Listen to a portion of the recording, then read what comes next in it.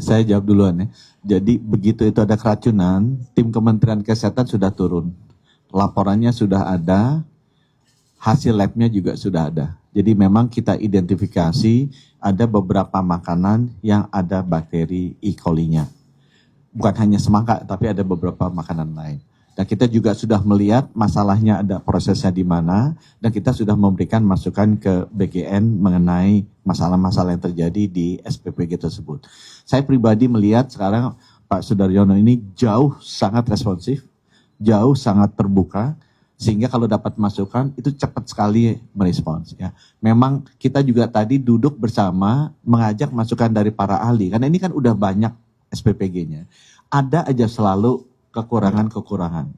Dari sisi LSHS, saya udah dapat komitmen dari beliau akan pastikan itu semuanya dapat dalam waktu yang relatif cepat ya. Tapi bagaimana caranya kita bisa mencegah supaya ini nggak terjadi lagi.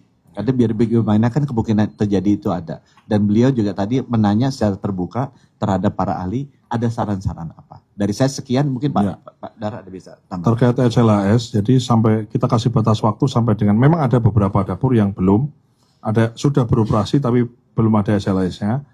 Kami berikan waktu untuk mengurus atau mengurus SLAS-nya sampai dengan tanggal 10.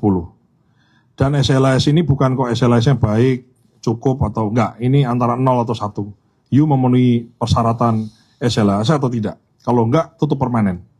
Jadi memang kita tidak mentolerir dapur-dapur yang secara sanitasi dan higienisnya itu kemudian tidak memenuhi standar. Jadi ini kalau nanti kita kasih kesempatan ya, sampai dengan tanggal 10 ini sudah berjalan beberapa hari, sampai tanggal 10, deadline, begitu SLAS-nya tidak terpenuhi, ini SLAS bukan kok kemudian syarat administrasi, bukan, ini syarat mutlak.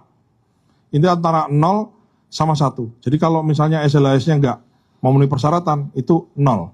Dikali 0, semua dikali 0 jadi 0 gitu ya. Itu kemudian SLAS. Terkait sanksi, tentu saja gini, setiap kejadian itu satu dapurnya disuspend, kemudian makanannya itu kemudian dicek di lab oleh Dinas Kesehatan di bawah pengawasan dari Kementerian Kesehatan. Kita akan cari tahu gitu. Kemudian SPPG-nya kami copot dan kemudian kita investigasi. Sebetulnya keracunannya karena apa? Ini keracunan ini kami sudah merubah. Jadi ini keracunan ini menjadi suatu hal yang fatal. Jadi saya treatmentnya adalah ini nyawa seseorang, ini kesehatan seseorang, ini adalah keamanan seseorang, keamanan seorang anak yang anak dari satu keluarga, yang adalah anak dari satu keluarga, anggota keluarga dari sebuah keluarga, yang harus kita jamin keamanan, kesehatan, dan nyawanya. Ini zero toleran sama keracunan ini kita lagi cari, maksudnya so far sih sudah menurun, cuman kita ingin 0, nggak boleh lagi ada. Jadi bukan kok kemudian menurun kita berpuas hati, enggak. Target saya adalah gimana caranya, apapun caranya, bagaimana caranya itu kemudian 0 case keracunannya. Kami melihat beberapa sebab gitu ya, ini kita ngomong lebih umum gitu. Ada yang misalnya SOP-nya dia masaknya kecepatan.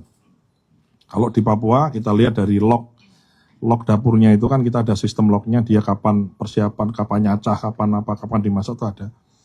Jadi memang memulai masaknya kecepatan. Kalau nggak salah jam 7 atau setengah 8 hari sebelumnya untuk diberi makan di hari berikutnya di jam 11. Jadi itu sudah melanggar, termasuk yang di Semarang juga sama. Dia mulai masak jam 9 malam. Ini sekarang tinggal bagaimana. Ini kan masalah kedisiplinan, ya kan? Nah, ini kita lagi cari formula. Kalau memang ada unsur-unsur lain, ya misalnya ada unsur kesengajaan, sabotase dan lain-lain, kami tidak segan-segan untuk kemudian diperiksa oleh pihak kepolisian. Memang kalau ada ya kita serahkan semua. Bukan kemudian kita tutup-tutupi atau kemudian kita bela-bela. Kalau salah ngapain dibela gitu. Ya, jadi cuman kan kita mesti juga ada asas praduga tak bersalah. Termasuk, mohon maaf, ada satu case keracunan itu karena makanannya dibawa pulang.